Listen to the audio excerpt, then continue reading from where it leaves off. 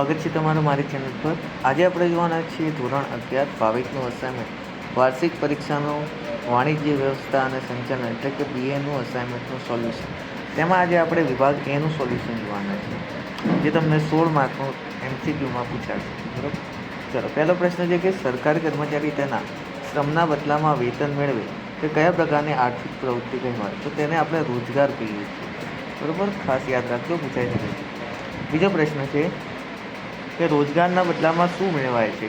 તો રોજગારના બદલામાં વેતન મેળવાય છે। ત્રીજો પ્રશ્ન છે કે ધંધામાં નાણાકીય વળતર કયા સ્વરૂપે મળે છે? તો નફા સ્વરૂપે મળે છે। ધંધો હોય તો નફો થાય તો જ ધંધો ચાલુ રહે, નહીંતર ચાલુ રહે નહીં। ત્યારબાદ ચોથો પ્રશ્ન, ધંધાનું અસ્તિત્વ ચાલુ રાખવા માટે શું અનિવાર્ય છે? તો એ પણ નફો છે, બરાબર। ચલો, પાંચમો પ્રશ્ન, જે ઉદ્યોગોમાં કુદરતી સાધન સંપત્તિનો ઉપયોગ થાય તેને કેવો ઉદ્યોગ કહેવામાં આવે છે? તો તેને પ્રાથમિક ઉદ્યોગ કહે છે, બરાબર, જેમાં ખેતી આવી જાય છે, બરાબર। ત્યારબાદ જુઓ, એના પછીનો જ ક્વેશ્ચન છે કે ખેતી, પશુપાલન અને મત્સ્ય ઉદ્યોગ એ કેવા પ્રકારનો ઉદ્યોગ છે? તો પ્રાથમિક ઉદ્યોગ છે। સાતમો પ્રશ્ન, BRTSની સેવા હાલમાં ગુજરાતમાં કયા શહેરમાં ઉપલબ્ધ નથી? જો અહીંયા પ્રશ્ન વાંચજો, ઉપલબ્ધ નથી લખ્યું છે। ઘણા લોકો શું કરે છે, ઉપલબ્ધ છે સમજીને અમદાવાદ ટીક કરી દે, પણ ઉપલબ્ધ નથી તો વડોદરા આવશે, બરાબર, ઓપ્શન બી વડોદરા। આઠમો પ્રશ્ન, નીચેના પૈકી કયા વીમાનું જોખમનું તત્વ વધુ સમાયેલું છે? તો હવાઈ વીમામાં વધુ જોખમ સમાયેલું છે। નવમો પ્રશ્ન, નીચેનામાંથી કયો સિદ્ધાંત જિંદગીના વીમા પ્રીમિયમને લાગુ પડે છે? તો સંપૂર્ણ ભરોસાનો સિદ્ધાંત, બરાબર, પહેલું જ આવે છે એની અંદર। દસમો પ્રશ્ન, સામાન્ય વીમાનો કયો પ્રકાર સૌથી જૂનો છે? તો દરિયાઈ વીમો એ સૌથી જૂનો છે। 11મો પ્રશ્ન, જકાત ભર્યા વગરના માલની વખારને શું કહેવામાં આવે છે? તો બોન્ડેડ વખાર કહેવામાં આવે છે, યાદ રાખજો। ત્યારબાદ ATMનું પૂરું નામ, આ તો આવડતું જ હશે બધાને, ઓટોમેટિક ટેલર મશીન એ। 13મો પ્રશ્ન, વિદેશી વીમા કંપની ભારતીય વીમા કંપનીમાં સીધે સીધું કેટલા ટકા રોકાણ કરી શકે? તો 49% રોકાણ કરી શકે, બરાબર, યાદ રાખજો। 14મો પ્રશ્ન, અમેરિકાની કંપની ઇન્ટરનેટની મદદથી કોઈ કામ ભારત દ્વારા કરાવવા હોય તો તેને શું કહે છે? તો આઉટસોર્સિંગ કહેવામાં આવે છે। 15મો પ્રશ્ન, મની ઓર્ડરથી કઈ સેવામાં ટપાલી દ્વારા નાણાં ઘરે પહોંચાડવામાં આવતા નથી? તો IMO એટલે કે option B instant money order, આ પણ પૂછાઈ શકે છે। ત્યારબાદ 16મો પ્રશ્ન, લોઇડ્સ સંસ્થાની શરૂઆત ક્યાં થઈ હતી? તો લંડનમાં થઈ હતી। 17મો, આયાત કરેલ માલની પુનઃ નિકાસ કરવાની હોય તો જકાત કેટલી ભરવી પડે? તો ભરવી ન પડે, બરાબર। 18મો પ્રશ્ન, અશાબ્દિક માહિતી સંચારના નીચેના પૈકી કોનો સમાવેશ થતો નથી? તો મૌખિક વાત કરવાનો સમાવેશ થતો નથી। ઇશારાનો થાય છે, હાવભાવનો થાય છે અને ચિત્રનો થાય છે। 19મો પ્રશ્ન, આ પ્રકારના ખાતામાં નિશ્ચિત સમયે નિશ્ચિત રકમ જમા કરાવવી ફરજિયાત હોય છે, તો રિકરિંગ ખાતું, બરાબર, યાદ રાખજો। 20મો પ્રશ્ન, જે ભાગીદારી ધંધામાં મૂડી રોકે છે, નફાનું નુકસાનમાં ભાગ લે છે પરંતુ પેઢીના સંચાલનમાં સક્રિય નથી લેતો તેવા ભાગીદારને નિષ્ક્રિય ભાગીદાર કહેવામાં આવે છે, બરાબર। ભાગીદારનું તમારે 12મા ધોરણમાં આખું અકાઉન્ટ અલગ આવશે। ચાલો આગળ વધીએ। 21મો પ્રશ્ન, ભારતની મધ્યસ્થ બેંકનું નામ reserve bank of India RBI, option C.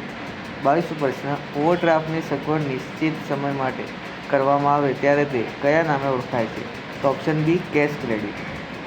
23મો પ્રશ્ન, NEFTમાં વધુમાં વધુ કેટલી રકમની ફેરબદલી કરી શકાય છે? તો 2 લાખ સુધીની, બરાબર, અને RTGSમાં પણ 2 લાખ આવશે, યાદ રાખજો। ત્યારબાદ કયા ધંધાકીય સાહસનું સ્વરૂપની સ્થાપના નીચે અને વિસર્જન ખૂબ જ સરળ છે? તો વ્યક્તિગત માલિકીનું, ઓપ્શન સી। ત્યારબાદ IFSCA કોડ કોણ ફાળવે છે? તો ઓપ્શન બી IDRBT। 26મો પ્રશ્ન, માહિતીના સુપર હાઈવે તરીકે કોને ઓળખવામાં આવે છે? તો ઇન્ટરનેટ સેવાને ઓળખવામાં આવે છે। 27મો પ્રશ્ન, અગત્યના દસ્તાવેજો, શેર પ્રમાણપત્રો, કરારો વગેરે કંપની પોતાની સંમત કઈ રીતે દર્શાવે છે? તો સામાન્ય મહોરોમાં દર્શાવે છે।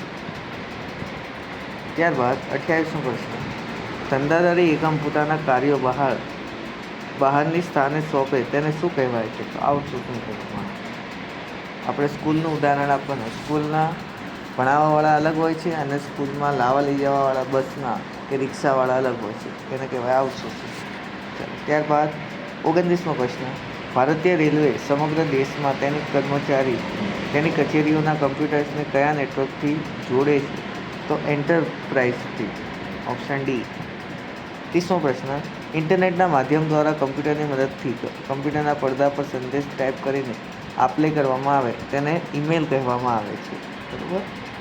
ચાલો, 31મો પ્રશ્ન. આવેદનપત્રની સૌથી મહત્ત્વની કલમ કઈ છે? તો ધ્યેયની કલમ. 32મો પ્રશ્ન.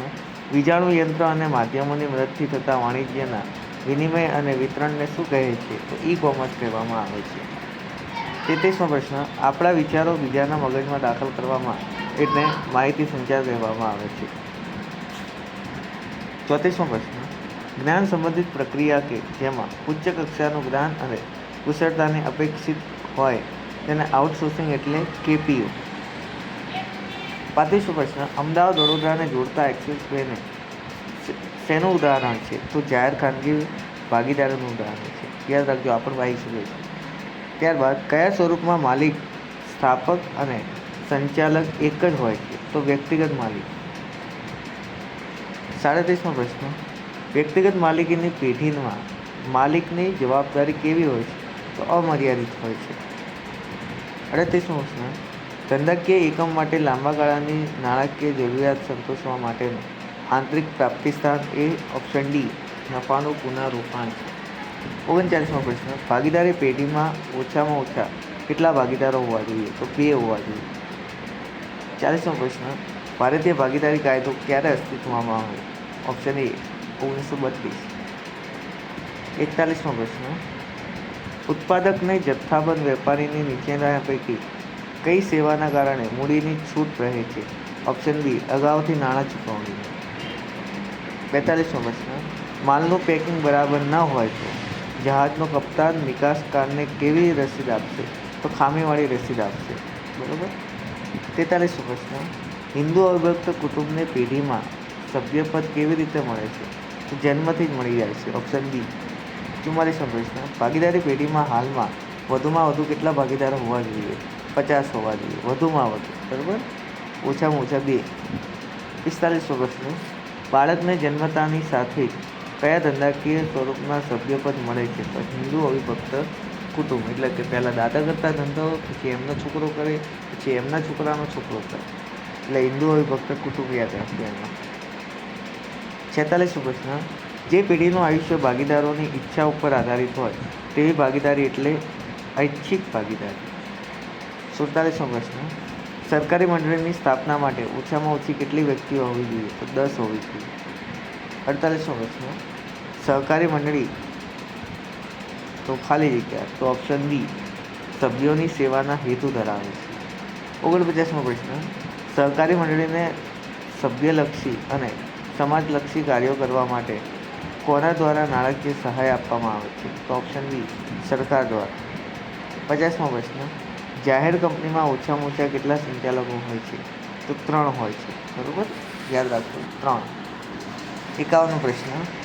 2013ના નવા કંપની ધારાની કલમલક્ષી સામાજિક જવાબદારીની જોગવાઈ લાગુ પડતી હોય તેવી કંપનીને સંચાલક મંડળના કેટલા સભ્યોની સામાજિક જવાબદારી સીમિત બનાવવી ફરજિયાત છે? તો 3થી વધુ સભ્યો. Option C. 52મો પ્રશ્ન. સહકારી મંડળી ડિવિડન્ડ ઓપ્શન સી કાયદાની આધીન રહી ચૂકવી શકે. 53મો પ્રશ્ન. કંપની તેના કાર્યની સંમિત શાના દ્વારા વ્યક્ત કરે છે? તો સામાન્ય મહો દ્વારા. 54મો પ્રશ્ન. કયું ધંધાકીય સ્વરૂપ સૌથી જૂનું છે? કયું ધંધાકીય સ્વરૂપ સૌથી જૂનું છે? તો ખાનગી સાહસો. Option B. 55મો પ્રશ્ન.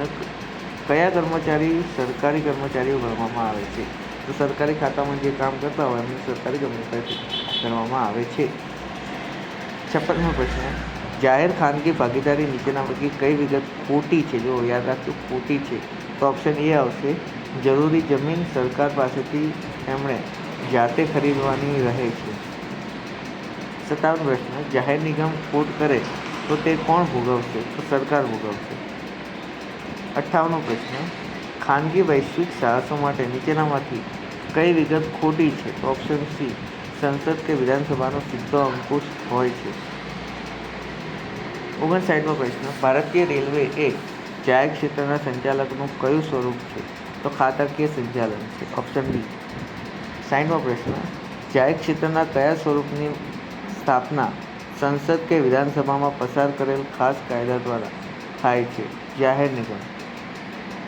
61મો પ્રશ્ન, સરકારી ખાતાની આવક ક્યાં જમા થાય છે?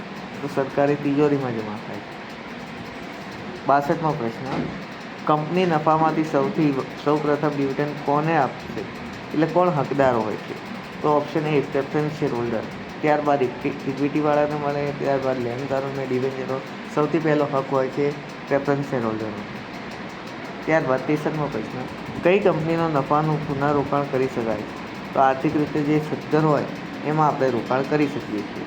64મો પ્રશ્ન, શેર મૂડી મેળવતી દરેક કંપનીએ કયા શેર બહાર પાડવા ફરજિયાત હોય છે? તો ઓપ્શન બી, સામાન્ય ઇક્વિટી શેર. 65મો પ્રશ્ન, કંપનીના સાચા માલિક કોણ હોય છે? સાચા માલિક ઇક્વિટી શેર હોલ્ડર હોય છે. Option A. 66મો પ્રશ્ન, કંપનીના વિસર્જન સમયે સૌપ્રથમ કોને મૂડી પરત મળે છે? ઓપ્શન ડી, ડિવેન્ચર હોલ્ડરોને મૂડી પરત મળે છે. 67મો પ્રશ્ન, ઉત્પાદક અને છૂટક વેપારી વચ્ચે કડી એ જથ્થાબંધ વેપારી બને છે. 68મો પ્રશ્ન, કોઈ ચોક્કસ બ્રાન્ડ કે ટ્રેડમાર્ક ધરાવતી કંપની સાથે કરાર કરીને તે જ કંપનીની વસ્તુઓ વેચવાની કે બનાવવાની કંપનીને ફ્રેન્ચાઇઝ કહે છે. બરાબર. ચલો, ત્યારબાદ 69, એક જ સ્થળે વિવિધ પ્રકારની વસ્તુઓ મળે તેને કયા પ્રકારની દુકાન કહે છે? તો શોપિંગ મોલ. 70મો પ્રશ્ન, માલ વિતરણના માર્ગના સૌપ્રથમ મધ્યસ્થી કોણ હોય છે? તો જથ્થાબંધ વેપારી હોય છે. 71મો પ્રશ્ન, એક દેશમાં અન્ય દેશ સાથેનો વેપાર એટલે આંતરરાષ્ટ્રીય વેપાર. 72મો પ્રશ્ન, જહાજી કંપની અને નિકાસકાર વચ્ચે આખું જહાજ ભાડે રાખવામાં આવે તો એને કયો કરાર કરે છે તેમ કયા નામે ઓળખવામાં આવે? તો ચાર્ટર્ડ પાર્ટી. આ પણ પૂછાઈ શકે છે. બરાબર. ચાર્ટર્ડ પાર્ટી કરાર કોને કહેવામાં આવે? અથવા તો આ MCQમાં પણ પૂછાઈ શકે, તો યાદ રાખી લેવાનું. ઓપ્શન સી, ચાર્ટર્ડ પાર્ટી કરાર. 73મો પ્રશ્ન, એક દેશના લોકો અને સંસ્થાઓ બીજા દેશના લોકો અને સંસ્થાઓ સાથે વેપાર કરે એને કેવો વેપાર કહેવાય? તો વિદેશ વેપાર કહેવામાં આવે. Option D. 74મો પ્રશ્ન, બેંક નિકાસકારને સૂચના મુજબ આયાતકાર પાસેથી બિલની રકમ ચૂકવણી સામે આયાતકારને જે દસ્તાવેજ આપે તેને કયા નામથી ઓળખવામાં આવે? તો DPનો દસ્તાવેજ. બરાબર, યાદ રાખજો, DP. Option B. 75મો પ્રશ્ન, માલનું પેકિંગ બહાર ન હોય તો જહાજીનો કપ્તાન નિકાસકારને કેવી રસીદ આવે છે? તો ખામીવાળી. એટલે કે કોઈ પણ પેકિંગ બરોબર ના હોય, પેકિંગ તૂટેલું હોય ત્યારે ખામીવાળી રસીદ આપે છે. 76મો પ્રશ્ન, કયા પ્રકારના વેપારી હુંડિયામણ પ્રાપ્ત થાય છે? તો નિકાસ વેપારમાં. 77મો પ્રશ્ન, વિશિષ્ટ આર્થિક વિસ્તાર સેજ અંગેનો કાયદો સંસ્થામાં ક્યારે પસાર કરવામાં આવ્યો? તો 2005માં પસાર કરવામાં આવ્યો. આ પણ પૂછાઈ જશે. બરાબર. આનું ફૂલ ફોર્મ પણ સેજ, સ્પેશિયલ ઇકોનોમિક ઝોન. 78મો પ્રશ્ન, માલ જે દેશમાં ઉત્પન્ન થયો હોય તે જણાવતા પ્રમાણપત્રને શું કહે છે? તો ઉત્પત્તિનું પ્રમાણપત્ર. બરાબર. એટલે કે ઉત્પાદનનું પ્રમાણપત્ર પણ તમે કહી શકો. 79, કંપની ધારા 2013ની જોગવાઈ મુજબ કંપનીએ સામાજિક જવાબદારી પેટે ખર્ચ કરવો ફરજિયાત છે. તો ઓપ્શન એ, સરેરાશ વાર્ષિક નફામાં ઓછામાં ઓછા 2%. 80મો પ્રશ્ન, કંપની ધારા નવા સ્વરૂપમાં ક્યારે અસ્તિત્વમાં આવ્યું? એટલે કે 2013. Option C. 81મો પ્રશ્ન, માનવીય નૈતિક વ્યવહારનું અર્થઘટન કયું શાસ્ત્ર કરે છે? તો નીતિશાસ્ત્ર. Option D. ત્યારબાદ 82મો પ્રશ્ન, અશ્લીલ કે રંગભેદ જેવા ખ્યાલોનું જાહેરાતમાં નિરૂપણ ન કરવું એ ધંધાની સામાજિક જવાબદારી છે. બરાબર. તો અહીંયા સુધી આપણે વિભાગ એ કમ્પ્લીટ કર્યો છે. વિભાગ બીનું સોલ્યુશન નેક્સ્ટ વિડીયોમાં તમને મળી જશે. અને અકાઉન્ટના પણ વિભાગ CDEF શોર્ટ ટાઈમમાં આવી જશે. ફૂલ ડેટના વિડીયો વિભાગ E સુધી અપલોડ કરી દીધા છે. એપ પણ અપલોડ કરી દઈશ. અને વિભાગ Cનું અમુક દાખલા બાકી છે. બરાબર. એનો પણ પાર્ટ આવી જશે. અને અકાઉન્ટનું પણ વિભાગ DEF શોર્ટ ટાઈમમાં તમને મળી જશે. તો વિડીયો ગમ્યો હોય તો લાઈક કરી દો, શેર કરી દો તમારા મિત્રો સાથે.